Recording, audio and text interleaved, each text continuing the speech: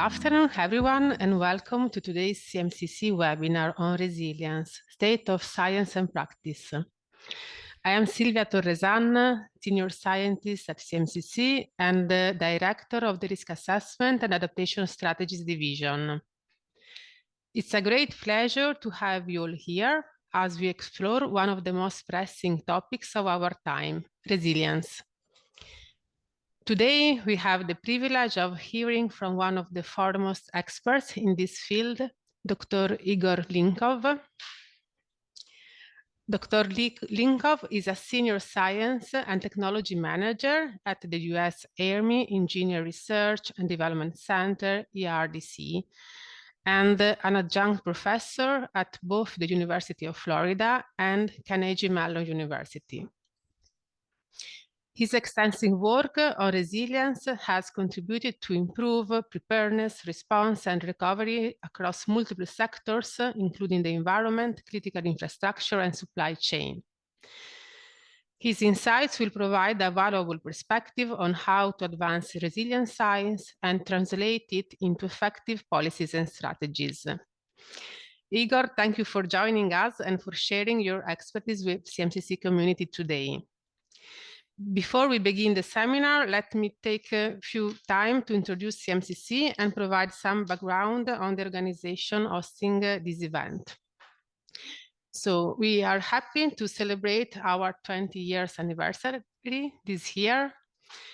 We are a leading research center focused on the understanding between climate change, the environment, and the society. We are based in Italy, but our network is worldwide, and you can see here some of the organizations of the network worldwide. Our mission is not only to run climate models and impact models to analyze environmental and the socioeconomic impacts of climate change, but also to support the development of solutions for adaptation and mitigation actions. We have a high-level research infrastructure which combines first-class climate modeling with also technical infrastructure dedicated to the study of climate change and a supercomputing center. We are organized in 3 research institutes. So you can see here the names of the 3 institutes, and particularly the Institute for Climate Resilience, aimed at providing insights on risks related to climate change and policy support for climate resilient development, is hosting the webinar today. You can also here see the strategic programs we are running in our research center, including the program on predicting the socioeconomic impacts of climate change with integrated models to support adaptation and adaptation policies. We also have 3 centers, the High Performance Computing Center, Advanced Digital Innovation Center, and Advanced Training and Education Center. Now, it's my pleasure to hand over to Dr. Igor Linkov for the seminar. And remember that the Q&A session will be at the end of the presentation, and we invite all of you to ask questions through the chat. And the discussion will be handled after the presentation of Dr. Linkov. Thank you. Thank you very much, Silvia, and it's really an honor to present to such a great and broad audience. I will talk fast, and I will cover a lot of materials, but the good news is that most of it is already published, and I will be glad to share papers later if you contact me. So next slide, please. Just a few words about my organization. I am part of Army Engineer Research and Development Center. You can think about us as like normal research organization. We do research for both civilian and military purposes, and we have about 3,000 people, and half of them are PhD or master level, and our budget is about $2 billion per year. And my job, I am at senior executive level in the organization. My job is to bring good science to government and see whether government can use it. And what is unique about my organization, one is like we're both civilian and military, but also we don't have, like most of the government organizations have, like a really strict mission. We are like normal academia in a sense. If I can find projects and funding that can support exploration in any space, I can do that. And that was really attractive to me. I also have to say that even though I am employee of the US government, you are going to hear just my views and not official government positions. Okay, yeah, the organization is spread in 7 labs across US.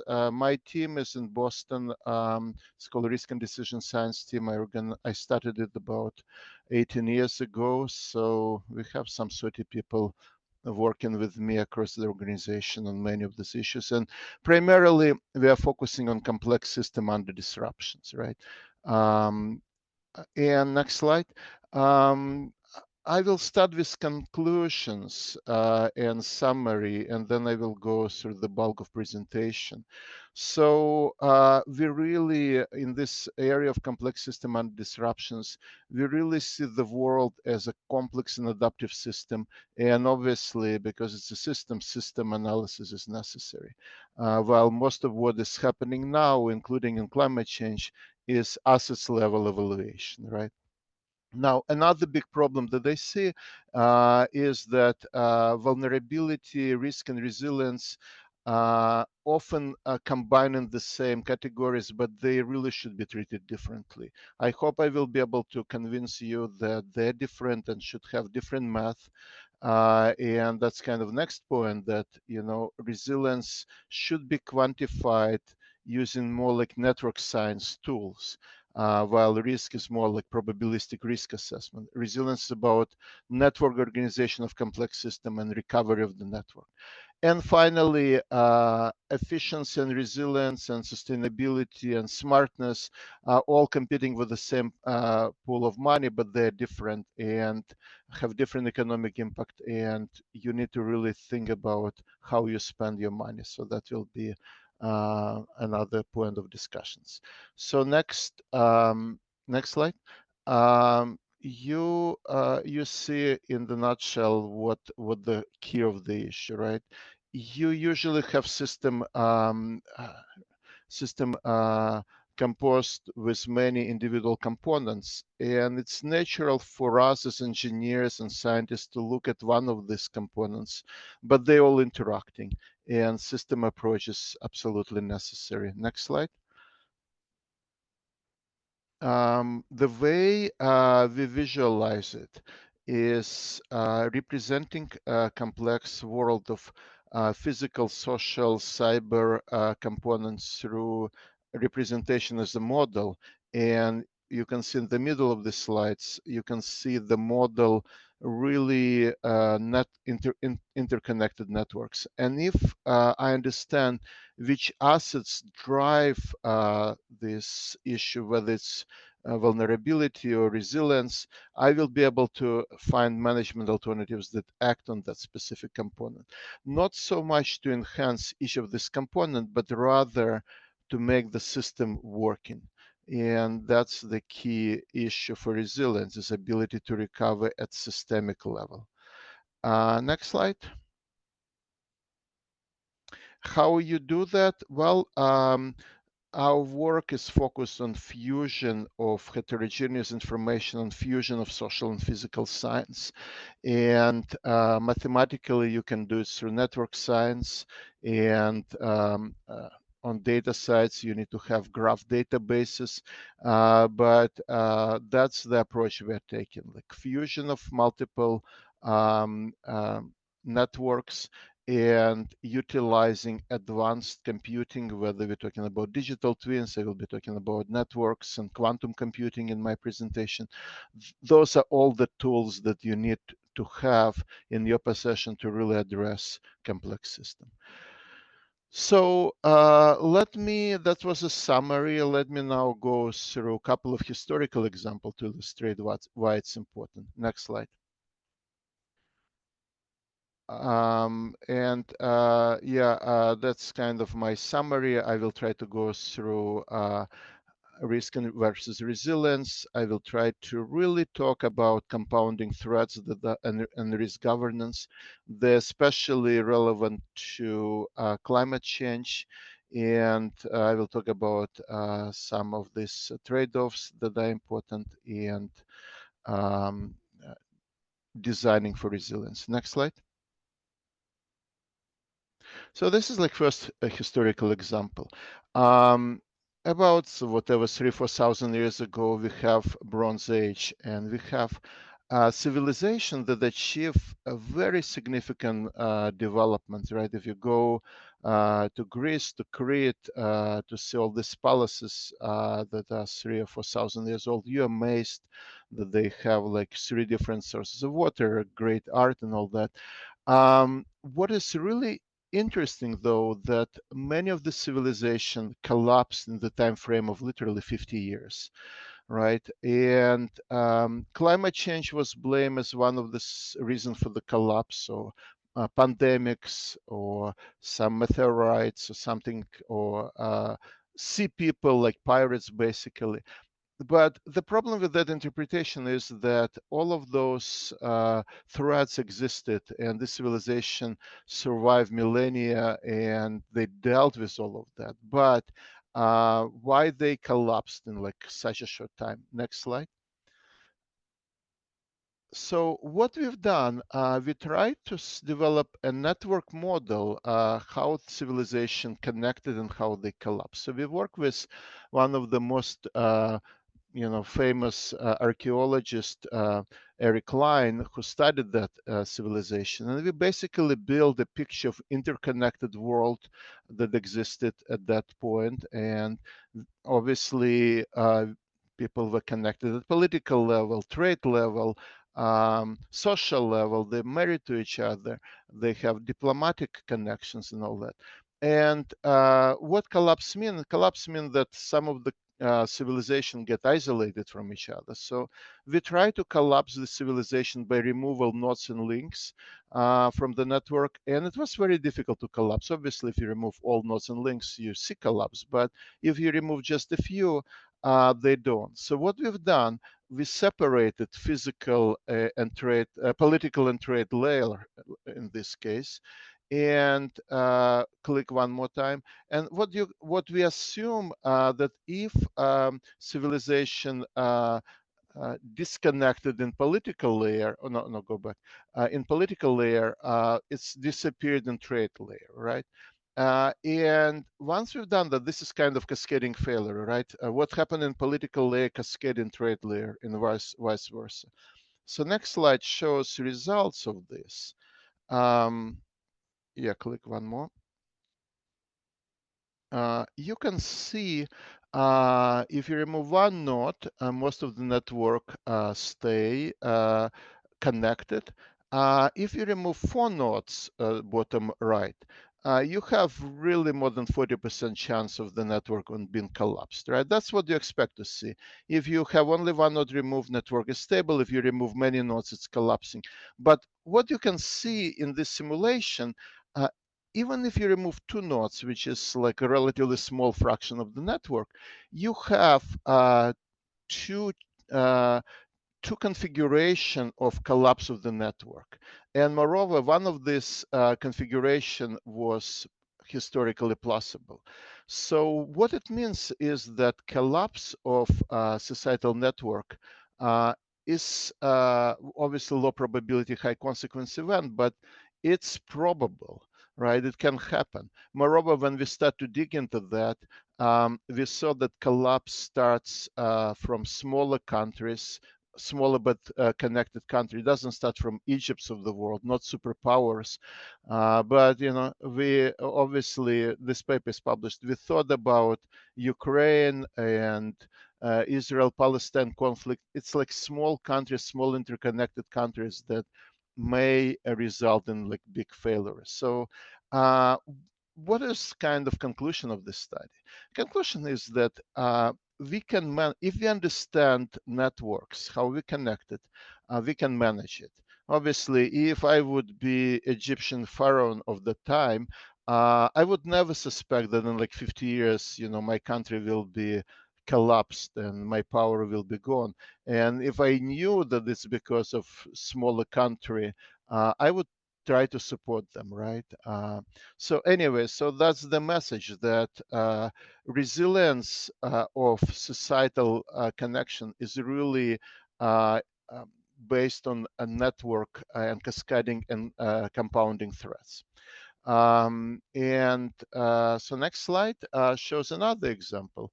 Um, well, no, I guess I'm talking about risk and resilience. So you can see that what happened in this case, you can deal with risk situation involving exposure to danger, threat, or security. If you manage risk well, you're free from danger. But resilience is very different. Resilience is capacity to recover quickly from difficulties, right? So all of these threats like pirates and climate change and all, they exist, right? And we cannot prevent system from collapsing. What we can prevent them is from disappearing. We can recover. If we can recover, we are resilient, right? So next slide. Next slide shows this in more details. You have critical functionality of the system, and if event happens, your critical functionality goes down and you recover. So in a sense, resilience in our definition is area under the curve of lost functionality. It's how much functionality you lost over time, while risk is just probability of being down, right? So how you manage risk? You reduce probability of usually probability relates to asset. How you manage resilience? You ensure systemic recovery. And that was really point in one of my first paper on this in Nature Climate Change in 2014. Next slide. So how we deal with risk and what is the evolution of risk? Well, we go from 70s and 80s when we try to express risk in absolute numbers, right? Risk is probability of something bad happening, or number of life loss, or number of years you are sick, or something like that. And now most of the risk assessment is metrics based, right? We have metrics related to threat, metrics related to vulnerabilities and consequences, and we try to manage at that level, right? Next slide. We express risk now. Yeah, risk assessment as the field moves towards systems as well, right? We're talking about conventional risk. It's something that they're really familiar and we experience every day. Emerging risk, something that may happen. We have systemic risk. This is kind of this is from International Risk Governance Council, and this is from document that I help editing and putting together. But systemic risk, in a sense, very close to resilience, right? In that document, we make the case that recovery, adaptation, and transformation is key component of systemic risk. Next slide.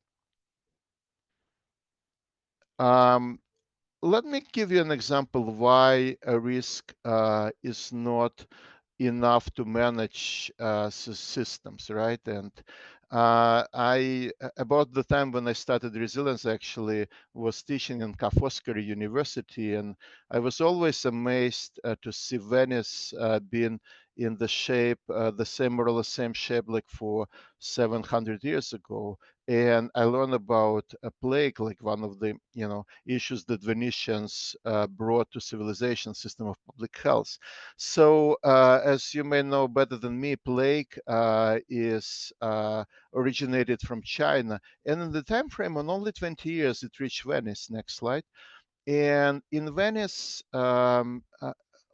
over the couple of decades, you can see drop of two-thirds of the in Europe, two-thirds of the population was dead. It was very dramatic consequences, right?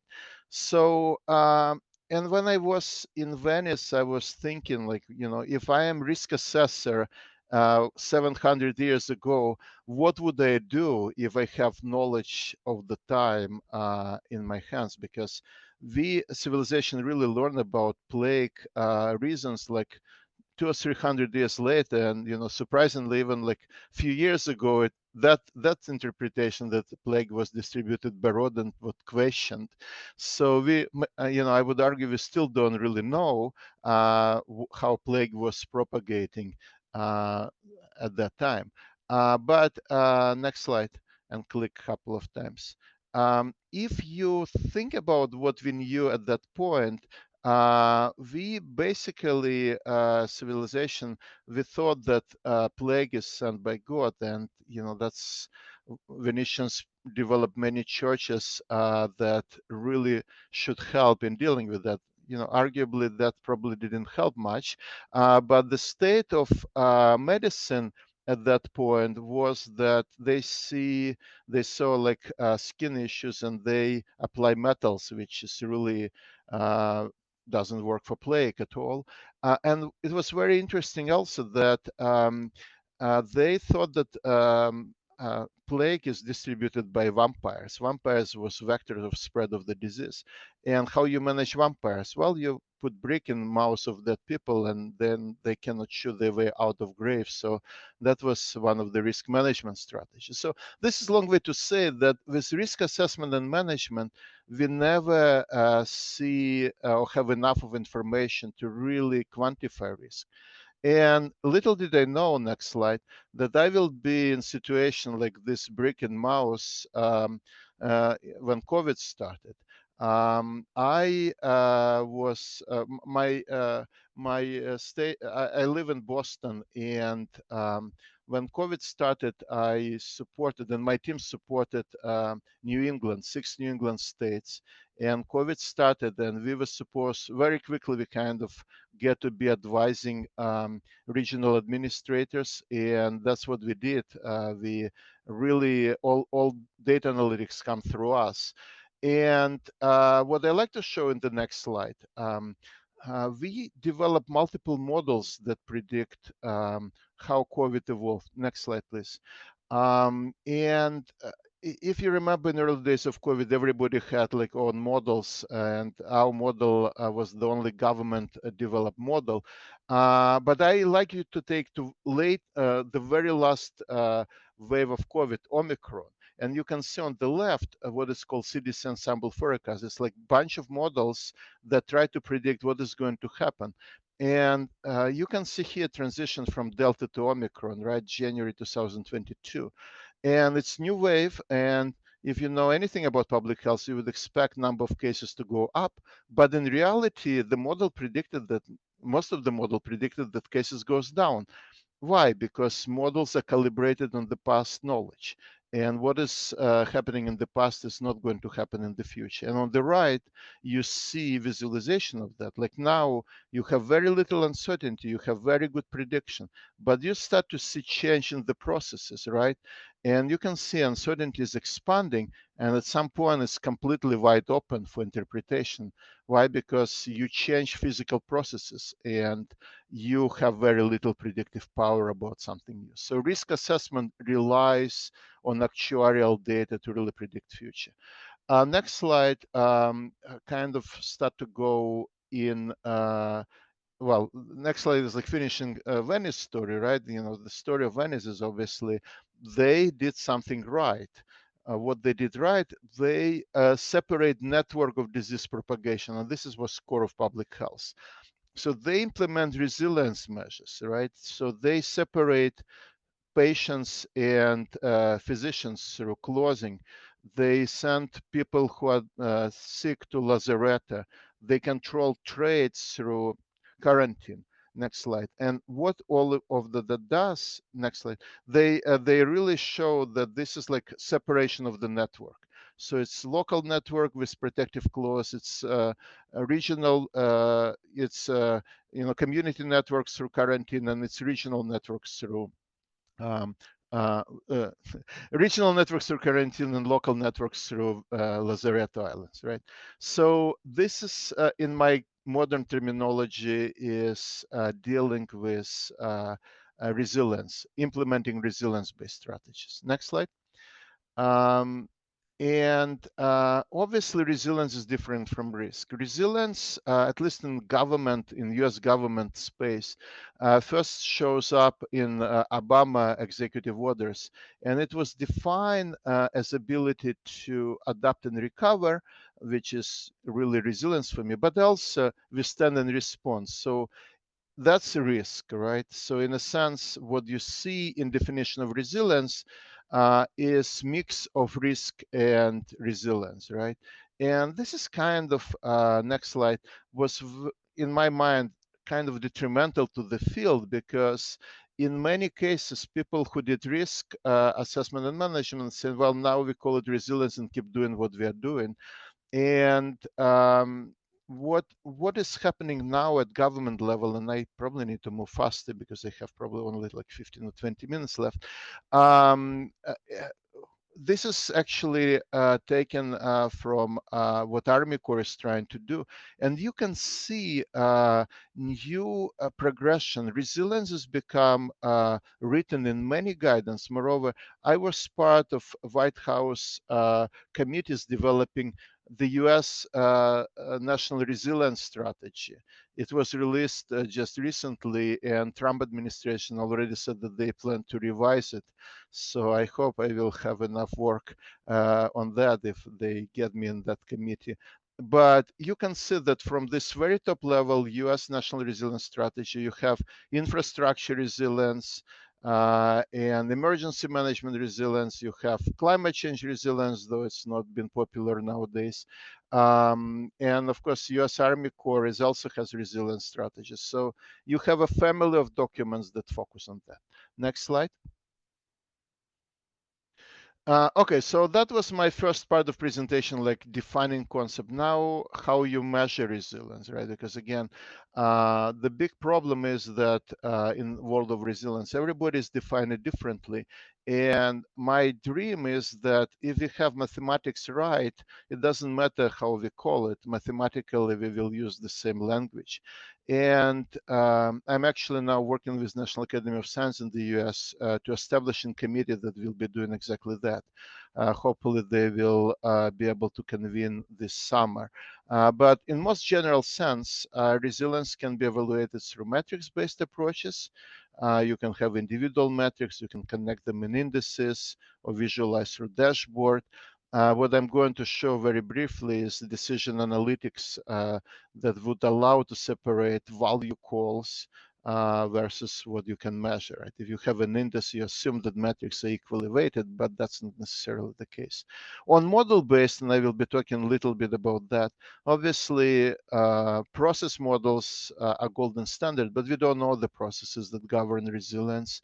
Statistical Bayesian models require a lot of information, and for emerging risks, we don't have them. So I really argue that networks models are the best optimal approach, while of course, you can go to more sophisticated but data-intensive models like agent-based or game theoretical models. Next slide. So on metrics side, the easiest way, and this was actually published more than a decade ago, in the most generic way, you can present system as interacted physical, cyber, and social networks, as I already said. And dynamically, on temporal scale, you have ability to prepare, observe, recover, and adapt. And if you do that, you have a matrix, right? And if you put like metrics, individual metrics in each of this cell, like how system prepare in physical domain, how absorb in cognitive, how adapt in social, you may have compilations of metrics, and you can weigh them based on importance of each of these domains, each of these stage. So for example, if I'm Army Corps of Engineers, I care more about social, physical domain, but I cannot ignore social and cyber, right? So next slide. As a result of that, you are going to get, next slide, you're going to get this weighted sum that represent resilience. It's not something like in unit, like risk. It's not probability. It's unitless sum, a weighted sum that reflective of how valuable is resilience for you, right? So, and if you compare improvement in individual metrics of a baseline, you will be able to visualize how a resilient strategy works for you, right? So, for example, here, alternative one, it acts on recovery in physical domain. It increases resilience a lot, while combination of actions in alternative 2 and 3 in social and physical domain just get resilience above threshold. So depending on the cost, you may select alternative 1, alternative 2 and 3. So these ideas we apply it in hypothetical case. Next slide. For energy, next slide, and cyber. Next slide. Next slide. We now have a very large projects when we look at resilience at watershed scale, when we do it for real with communities. And the idea there is to find whether Army Corps can manage resilience in watershed scale and based on this metrics-based system. So the next few slides, probably I like to skip them very fast. Next slide. Is about representation of resilience's network-based theory. It's all published. It's a couple of slides about transportation network. And the idea there is that instead of discrete metrics, we are going to represent resilience as a property of nodes, links, and topology of the network. And we are going to see how network recover itself from disruption. Next slide. We started this work as looking at interconnected, looking at just one transportation network, and we connect transportation network resilience with economic models to really figure out the cost. So next slide. So you can read about that. You can see 40 cities in the US. Some of them are resilient and efficient. Some of them are not resilient, not efficient. But what is interesting here that you can be not efficient, a lot of traffic like LA and San Francisco, but LA is very resilient and San Francisco is not. Why? Because in LA you have regular grid of cells, of nodes and roads, and at San Francisco you have bridges and water. And if you're stuck in LA, you always find a way around accident site, while in San Francisco, you may not be able to do that. So read about that. Next slide. It has different economic implication. Resilience, lack of resilience is very costly compared to lack of efficiency. Next slide. What we do now is actually connects to climate change. We look at how emergency responders can achieve optimal level of response given topology. This is New York, and you can see if you have floods, how you organize the emergency response. So there are no islands, so to say, of population that cannot be reached because of floods, right? And this is actually compounding because we look at floods and traffic. Some road flooded may result in more traffic, but I think I will talk more about compounding floods later. Next slide. We also look now this interconnected railways and roadways, right? We start to look at how railways and roadways are connected with the idea that you need to move people from mid of the US to ports. This was military project, this for deployment. So we need to do it fast. And what if you have disruptions? The next slide shows a really interesting finding that railroads are more efficient but less resilient. Why? Because if something happened to railroads, you cannot have a parallel track. You need to fix it. Well, with road networks, you can always find a way around it. It may be lengthy, but you can do that. So next slide. Let me talk a little bit, again, all of that is published. Let me talk about what we do now, because it's really cool and very relates to climate change. And we're all working on embedding NI artificial intelligence and risk-based decision-making process. And I would argue that in the realm of resilience and decision analytics, it's very important because the kind of transitioning from the top of this figure, when what we were doing just recently, we have a lot of data, we visualize them and make conclusion, to very dynamic way of integrating AI in system analytics and decision analytics and kind of getting near real-time support for decision makers. Remember, resilience is about recovery, and especially in real-time recovery, when you deal with emergencies, it's really important. Next slide. So this is how I see it. You know, you really AI helps to move in many fields, but including resilience, from descriptive analytics and diagnostics to really predictive analytics and prescriptive, right? So you can use AI to help making decision, but to be able to do that, you need to have confidence. You need to have connections to the mission space, and this is what we are trying to work on now. Next slide. One of the areas that I really like to present is compounding threats and cascading failures. I already mentioned case of New York, but we have now one paper is already published in Environments on this, and another is in actually third round of reviews in Nature Hazards, Nature Natural Hazards Journal.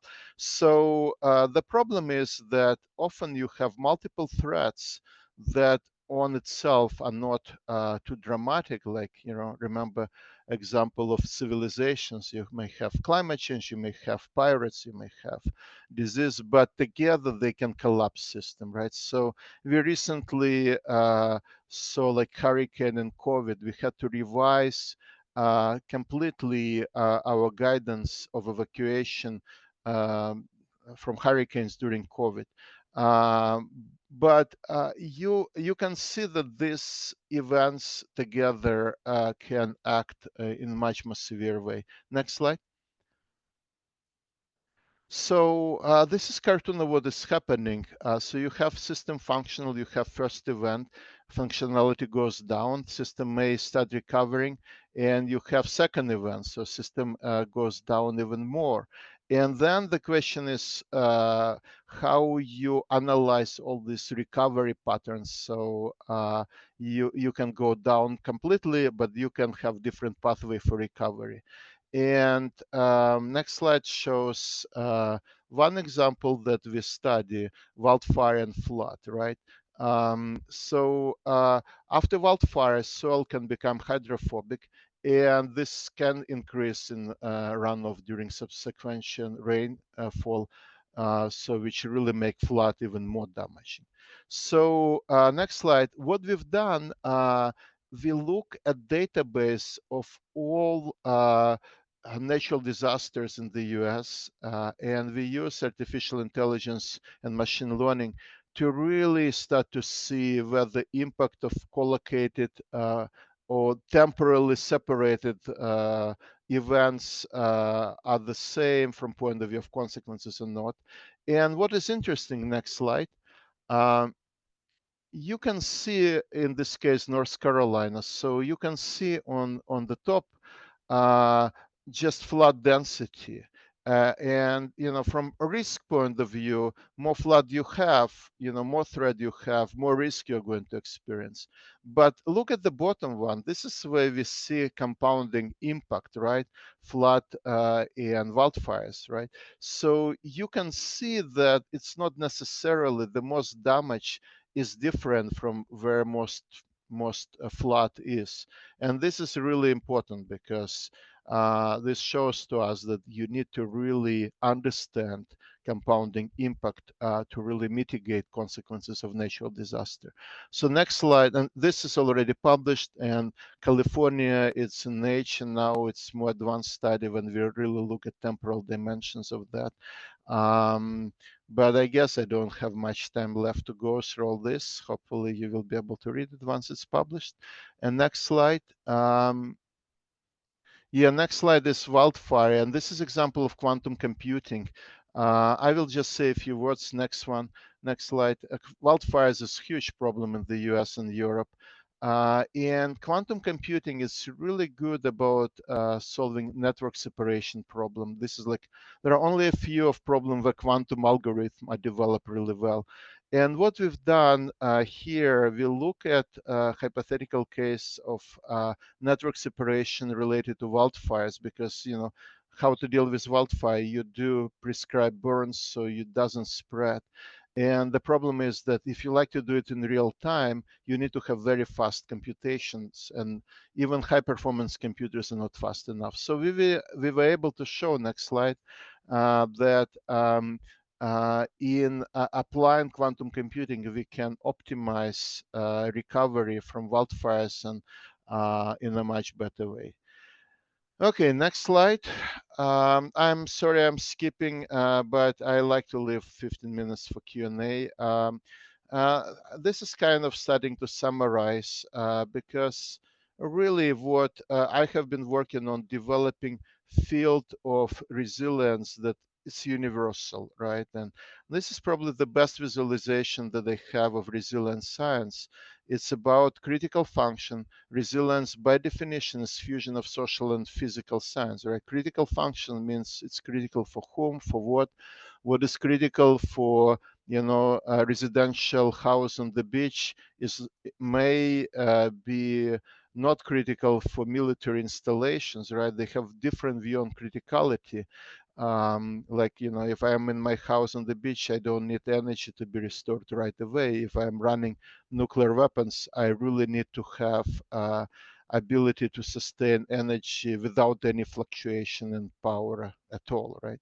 So if you, whatever critical function is, the first inflection point is what for me it's risk assessment and management.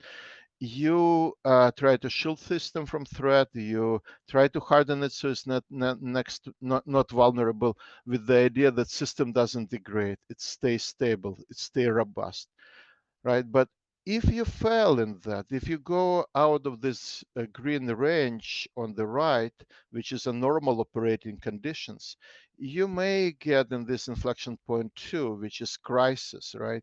You degrade it above what is normal and you need to recover.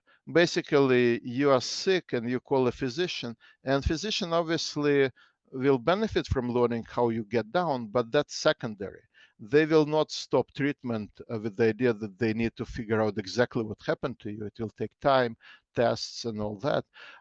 They will act on symptoms and try to get you to trajectory to recover, out of trajectory to fail, right? So, and for me, resilience science is exactly about that. It's about recovery and adaptation, right? So, and resilience for me, it's more like a good hygiene, how you prepare for resilience, right?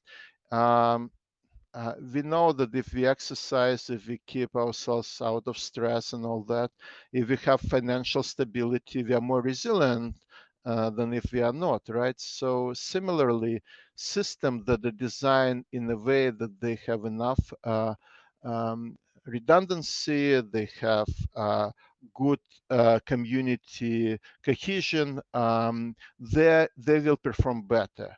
But again, the trade-offs are like, as a human being, for example, we have some redundancy built in, right? We have two arms and two legs, but we have only one head. Why? It's probably too expensive to sustain two heads. But some species, like spiders, they have dozens of arms and they can regrow them. We cannot. Why? Because their critical functions is different, right? They need them to survive, while humans arguably can do well with just two arms, right? So this is the idea. So you really need all of that to be resilient. Next slide. And in business, it's the same. This is my work with Gartner, which is like major management consulting companies. So we talk with them about business continuity, which for me is still normal operation, risk management, disaster crisis. So on business side, again, I cannot talk about that, but it's exactly the same ideas. Next slide. And I like to finish with this, again, vision for system resilience that really connects physical, social, real world with models. And our job as scientists to really develop reasonable models and find management alternatives, right, that would allow us to sustain our functionality. Next slide. One of the areas that they have not spoken is stress testing. We developed this for United Nations Disaster Risk Reduction Framework. The idea is like how you test complex system, complex infrastructure. You basically represent them as a network and really go through testing of links and nodes and see how system reacts. But my final slide, I think it's basically a few books that may be relevant. Next slide, may be relevant to this audience, and I will be glad to answer any questions.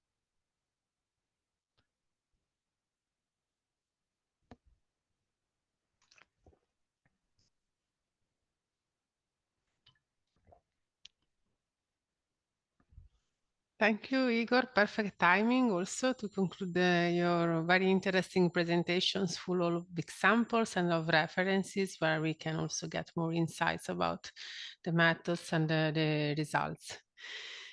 Okay, I would like now to open the time for the answering the questions because there are several questions on the chat. Igor, I hope you can also open and read them directly because it could be easier, but I can summarize and maybe start with the first question.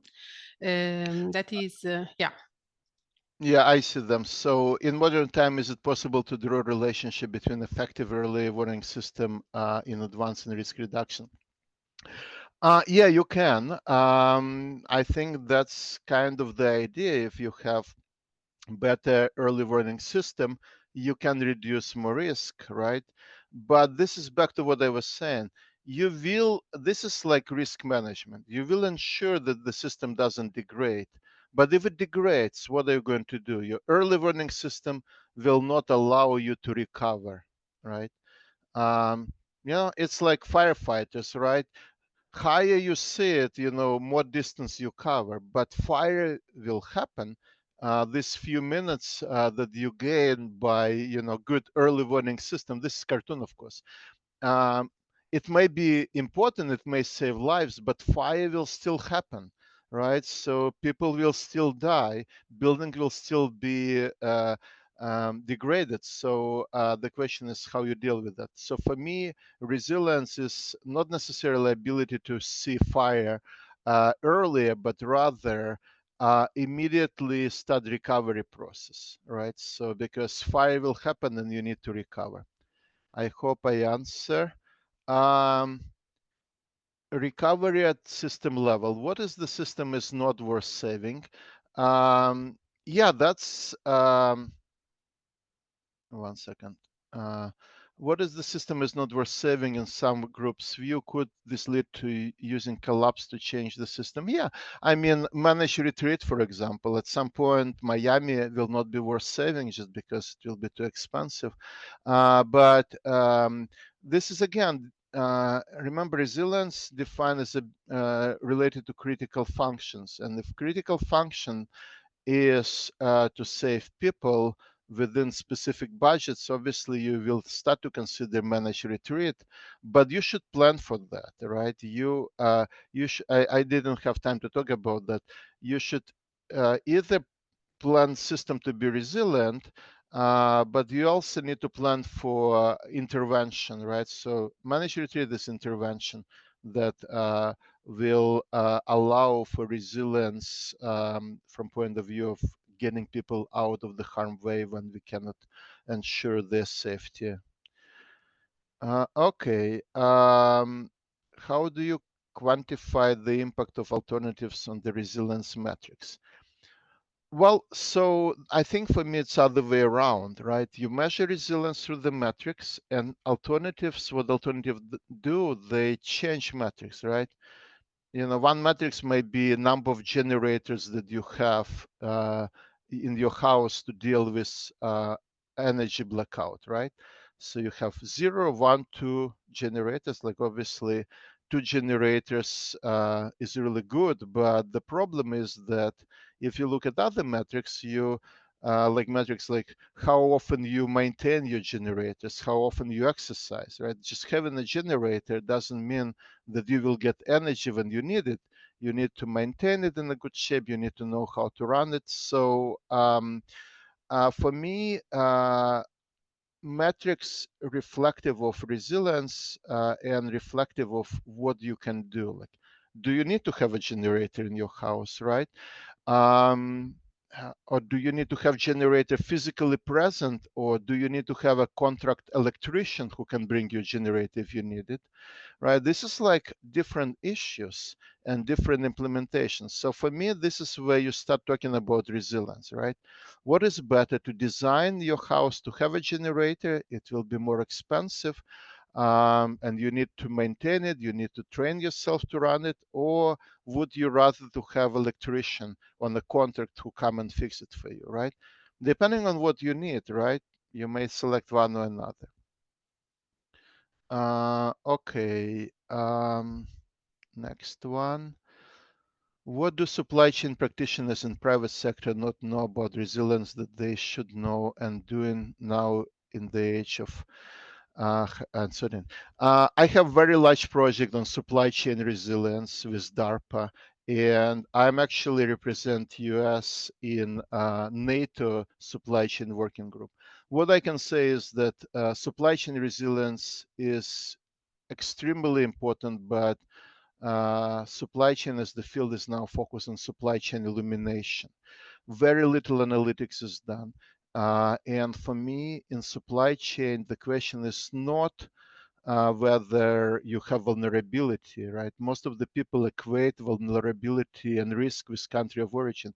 If it's coming from China, it's vulnerability, but everything is coming from China, right? So just having a vulnerability doesn't mean risk. And moreover, what is important in supply chain is how fast I can reconfigure my supply chain. So it's not coming from China, but coming from Mexico or Europe or another country, right? And if I can do that without major impact of my production, that's perfectly fine. I don't need to get out of China now because it may be less expensive. So I think supply chain resilience is really important, and practitioners by large margin really ignore that. And if Carl, if you like to talk offline, I will be glad to talk about that, because that's one of my passion.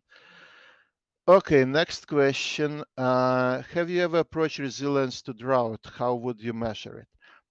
Well, this is honestly, I have not done drought resilience, but I mean, it's one of this more general climate change impact, right? If you have predictive models, you know drought is coming, you know some of the areas will have drought, but what can you do about that, right? It's kind of back to the questions about managed retreat.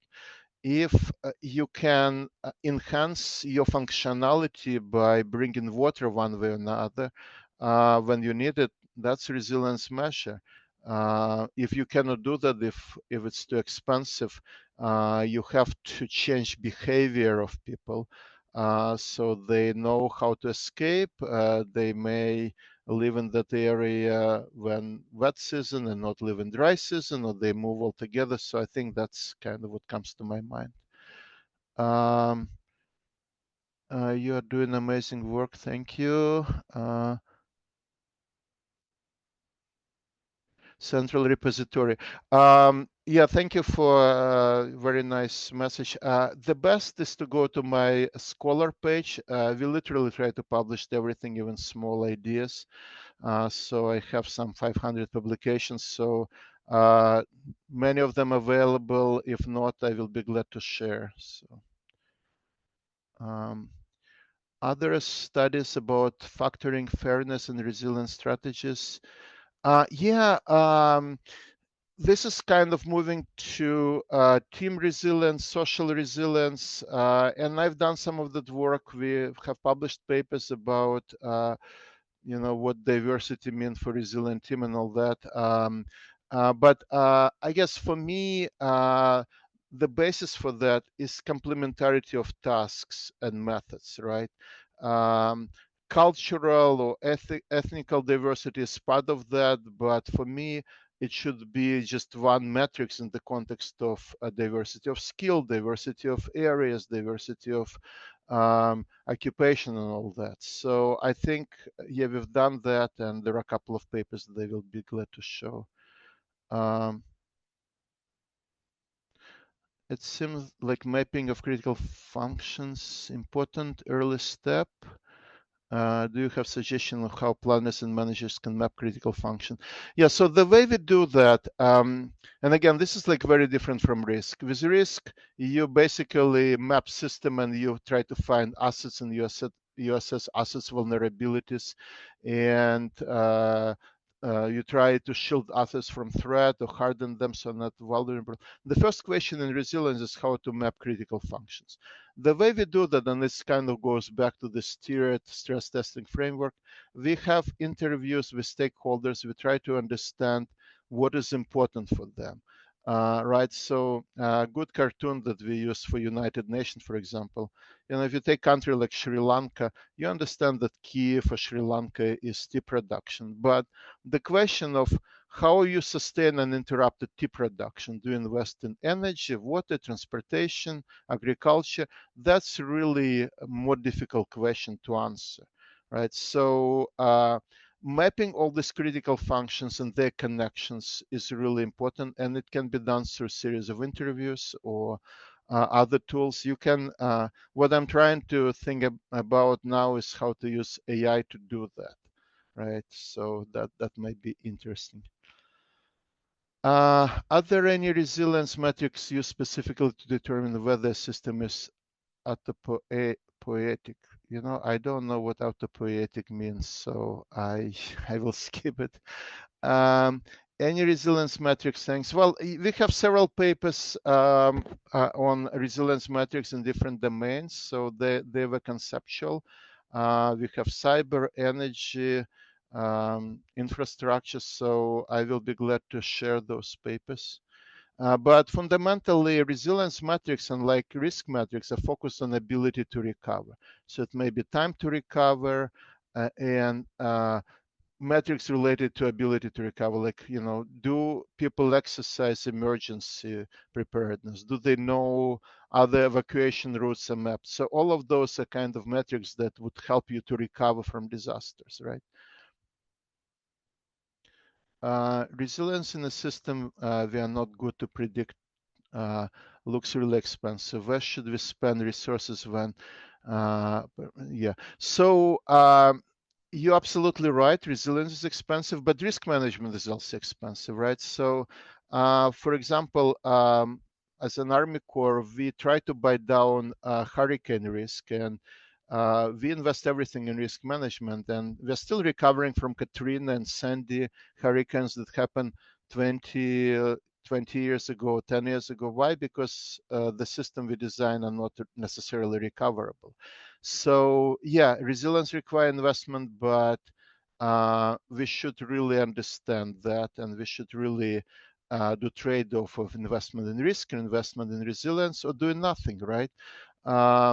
But for me, resilience is like insurance. You may survive for a while without resilience, but you will be dead when something bad is really happening, right? So yeah, you know, your computer will be dead if they get new virus. But as human being, we managed to deal with COVID. It was really bad, but you know, most of the population survived because we're resilient, right? So think about that parallel. Which methodology would you recommend for measuring climate resilience in Peruvian agri-food system? Yeah, I really cannot really say that. We have not done it. It's in developing countries, it should be, most of the metrics should be a common sense because they don't have time for digital twins or other bells and whistles we play with in the US. And my work with United Nations really shows that they need to have very simple metrics. But yeah, again, I cannot give any more details. I have been missing social aspects of risk and resilience. How do you include that in your risk conceptualization? Well, social aspects is very important. Like, for example, Silicon Valley bank collapse. It was really interesting because the bank has a good financial network, but they were stressed by economics, Federal Reserve increased interest rate, and social contagion. When people start to be nervous and start to withdraw money, it's really collapse them. So it's an example of compounding threats and importance of social resilience, right?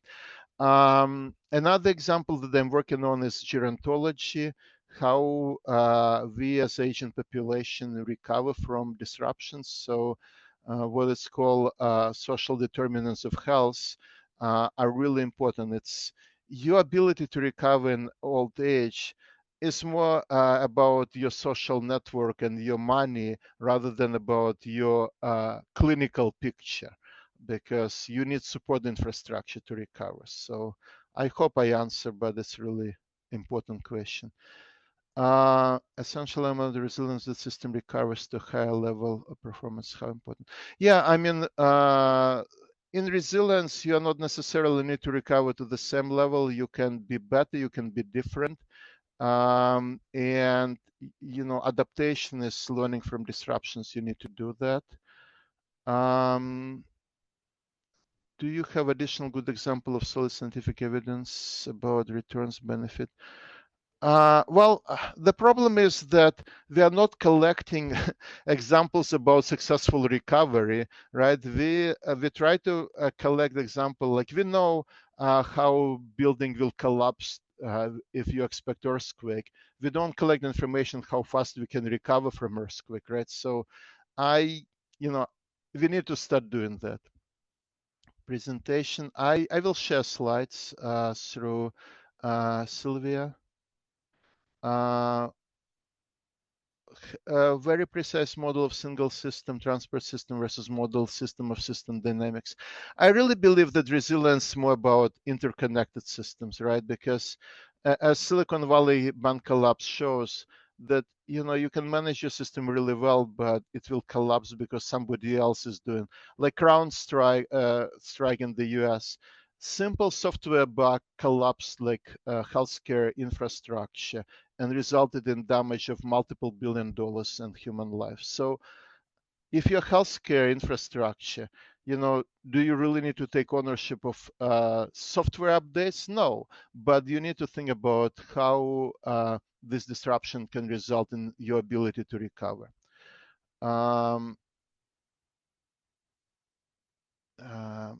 New ideas, thank you.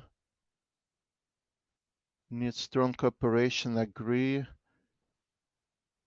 I will be glad to talk offline. Yes, you can easily find me on the Google, so send me email. I think RAND has various reports available on critical infrastructure. Yeah, they do, but again, RAND often fall in the same problem, confusing risk and resilience, but they do have good ideas. I was reviewer for RAND reports, so I advise how to engage stakeholders. Yeah, this is the key. Stakeholders should be engaged in the very first step. When you start resilience project, you should first talk to stakeholders about getting critical function, what is important for them. I think that's it. I mean, yeah, a very long list of questions and very good answers. So thank you again for sharing your valuable insights with us today. And also thanks to our audience for the participation and engaging questions and for your time. We look forward to continuing this conversation on resilience and working together to advance resilience in research, policy, and practice. And thank you all and see you at our next CMCC webinar. Thank you, Silvia. Thank you, everybody. Bye.